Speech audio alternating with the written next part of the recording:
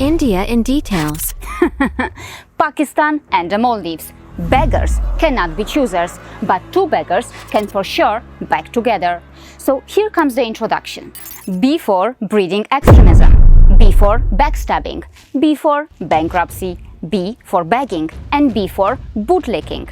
Geopolitically, it looks like Pakistan finally has some real competition. Yes, in the Olympics of global embarrassment, Mohammed Muizu is giving Pakistani leaders a serious run for their money.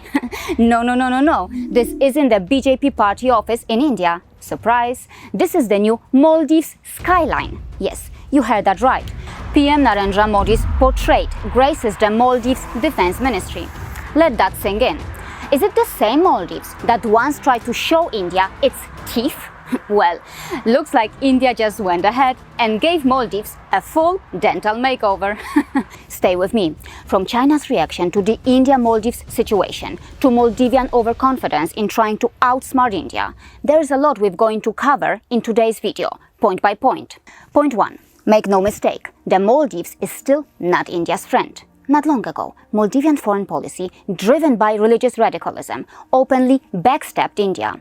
The rise of anti-India, or more accurately, anti-Hindu sentiment, created serious political chaos within the country. But now, things are shifting. India's economic rise, its goodwill, financial aid, and yes, India's military muscle, showcased boldly during Operation Sindoor, may all have forced a change in the Maldivian tone. Don't be surprised. While India was humiliating Pakistani, Chinese and Turkish weapons during Operation Sindoor, the pain was definitely felt by certain radicalized elements in the Maldives. As clarified by the former Foreign Minister of Maldives, Abdullah Shahid, it is only natural that we tap into the economic boom that is taking place in India. So yes, for Maldives, G for greed, G for gaslighting their own people, and G for grabbing foreign aid from India. Yes, India should not forget that this is the country that gets easy Indian money and then shamelessly goes shopping in Turkey and China. As observed in this recently published article, Maldives, a Sunni Islamic nation, is also actively looking to strengthen its ties with Islamic nations in Asia. And as mentioned here, Muizu is roping in as many Islamic countries as possible, in addition to China. Point 2. When it comes to China, its tightly controlled state-affiliated media has published some of the most toxic and deceitful anti-India propaganda we've seen, all part of a larger effort to brainwash its audience. Take a look at this. A classic Chinese propaganda piece. According to Jie Chao, that was all about India developing means to check China's influence in the region. Well, one thing's clear, the jealousy in Beijing is hard to miss. And in this article, a subtle warning was issued to India about potentially pushing Maldives farther toward China, something that would not be beneficial for India. But look how it all turned out. In the end, Chinese propaganda and Chinese money both failed. The Maldives is still rolling out the red carpet for India. Point 3.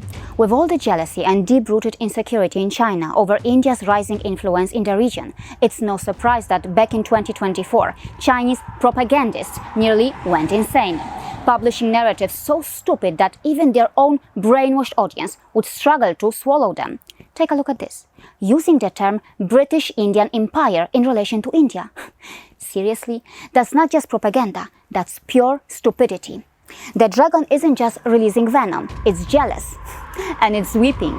But Chinese propagandists, here, let's get one thing straight. India can easily be seen as a destroyer of the British Empire. Yes, it is India, not China, that is widely recognized as the key force in dismantling the British Empire.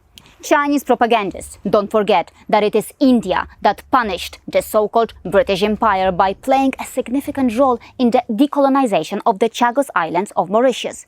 As highlighted by the Lowy Institute, it was about India's principled position on decolonization, respect for sovereignty, and the territorial integrity of nations. So Chinese propagandists, listen carefully, while the dictatorial dragon is busy colonizing and attempting to almost enslave nations financially, India is helping many regions recover from the trauma of Western colonialism.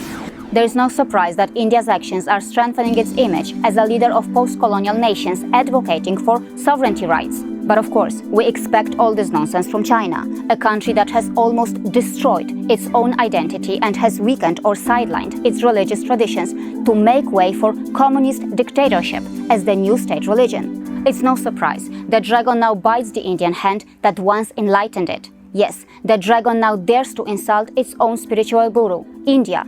That's not power, that's betrayal. Now, let's come back to the Maldives. Right now, things don't look bad for India, but caution is key. Once a country falls under the influence of radical Islamists, only the sharpest geopolitical maneuvering can manage the chaos. As I said earlier, B for breeding extremism, B for backstabbing, B for bankruptcy, B for begging, and of course, B for bootlicking. And yes, the cycle may just continue. See you again